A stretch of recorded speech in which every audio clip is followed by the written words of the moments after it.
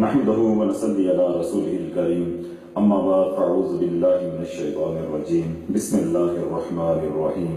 واذكروا الله ذكرا كثيرا لعلكم تفلحون قال الله تعالى والذين آمنوا أشد حبا لله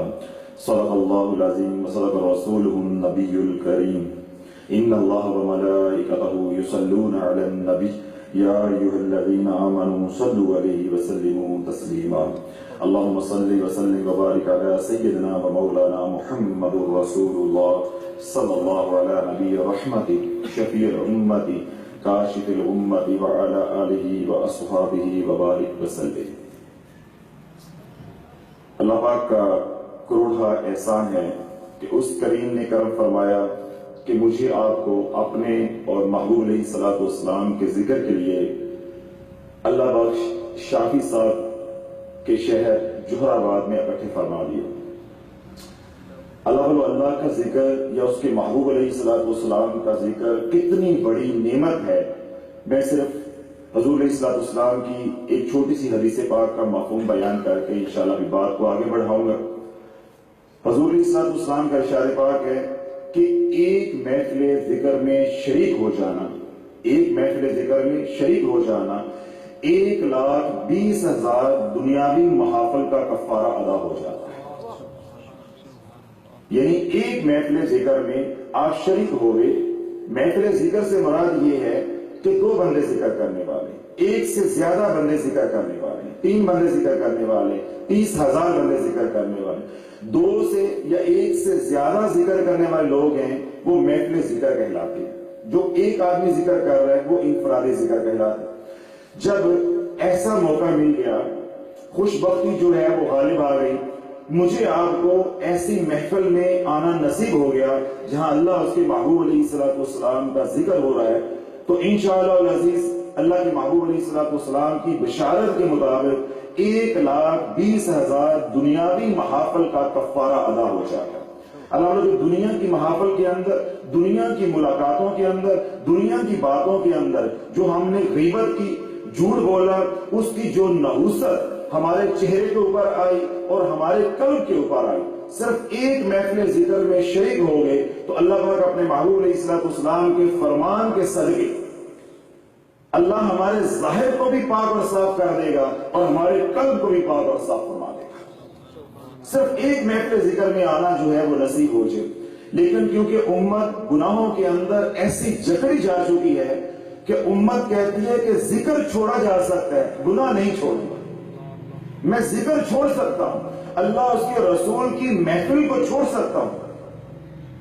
دنیا نہیں چھوڑنا چاہتا، دنیا کے گناہ نہیں چھوڑنا چاہتا۔ تو اللہ والوں اسی معصیت کی وجہ سے، انہی گناہوں کی وجہ سے، انہی ہماری بدکاریوں کی وجہ سے اللہ پاک نے اس امت کو بالعموم طور پہ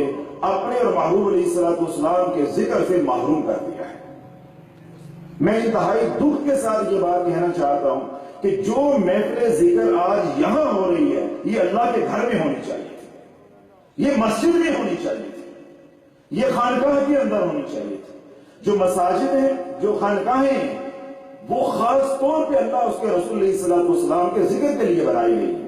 گھروں میں محافل ممنوع نہیں ہے، لیکن جب مسجدیں میں نہ ہوں تو گھر میں ذکر کی کیا ضرورت ہے؟ ترجیح ہماری یہ ہونی چاہیے تھی کہ یہ محفل اللہ کے گھر میں ہو۔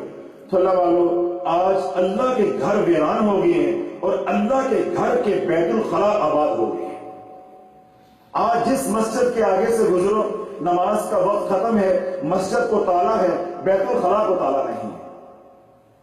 تو اب امت کے اوپر اتنا کڑا وقت ہے، اللہ کی ناراضگی، اللہ کا غضب اس قدر اترا ہوا ہے کہ مساجد کے اندر اللہ کا ذکر نہیں ہے، خانقاہوں کے اندر جو بنی ہی اللہ کے ذکر کے لیے ہیں وہاں اللہ کا ذکر نہیں ہے۔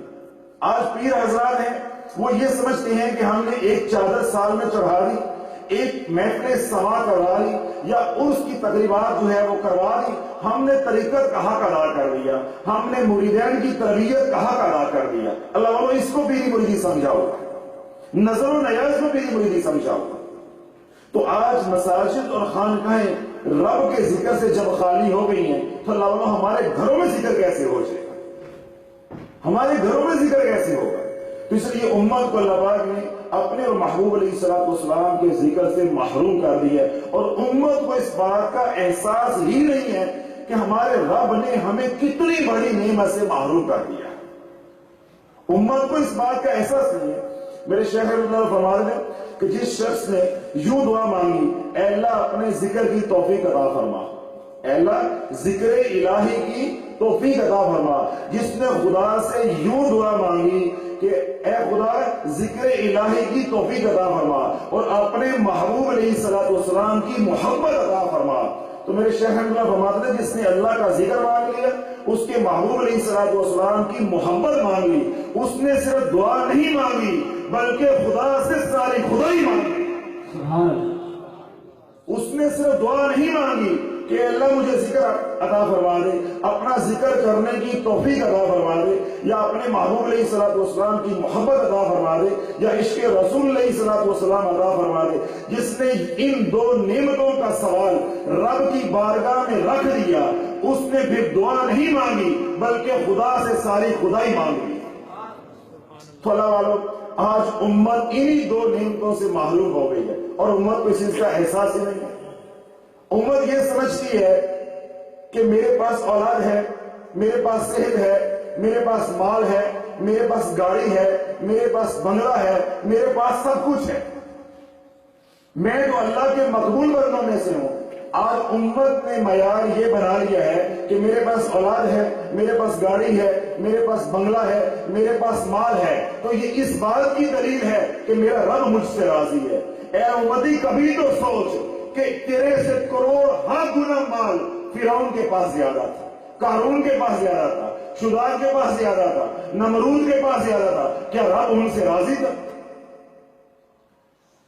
جس نبی کا تم نے کلمہ پڑھا ہے، اس نبی کے گھر میں 3 مہینے چولہا نہیں جلا، معاذ اللہ، اللہ اس سے ناراض تھا، اللہ اس سے ناراض تھا۔ آج جس کے ہاں غربت ہے وہ کہتا ہے مجھ سے اللہ روٹھ گیا ہے، میرے سے اللہ ناراض ہو گیا ہے۔ جو اس کے دوست احباب ہیں وہ بھی کہتے ہیں پتہ نہیں اس سے کون سا گناہ ہو گیا کہ اس کی بگڑی بن نہیں رہی، اس کی غربت ختم ہو نہیں رہی، اس کی مفلسی ختم ہو نہیں رہی۔ کیوں؟ امت نے یہ معیار بنا لیا ہے، یہ ذہن بنا لیا ہے، اگر مال زیادہ ہے تو رب راضی ہے، اگر مال زیادہ ہے تو رب راضی ہے۔ اللہ والو، اللہ نے اپنے محبوب بندوں کو تو مال دیا ہی بہت کم، وہ تو خال لوگ کہ جن کو میرے رب نے باطنی نعمت بھی دی اور مال بھی دیا، وگرنہ میرے رب نے باطنی نعمت جہاں بھی دی ہے، نبوت جہاں بھی دی ہے، ولایت جہاں بھی دی ہے، ساتھ فقر کو دیا ہے، ساتھ فقر کو دیا ہے، 2 وقت کی تنگ روٹی جو ہے وہ دی ہے۔ تو آج اللہ والوں ہمارے ذہن میں یہ بات بیٹھ گئی ہے کہ اگر مال زیادہ ہوگا، اولاد کثیر ہوگی، گھر پر اچھا ہوگا، گاڑی ہوگی، اچھی بیوی ہوگی، معاشرے کے اندر میری حیثیت ہوگی، تو اس بات کی دلیل ہے کہ میرا رب مجھ سے راضی ہے، میرا رب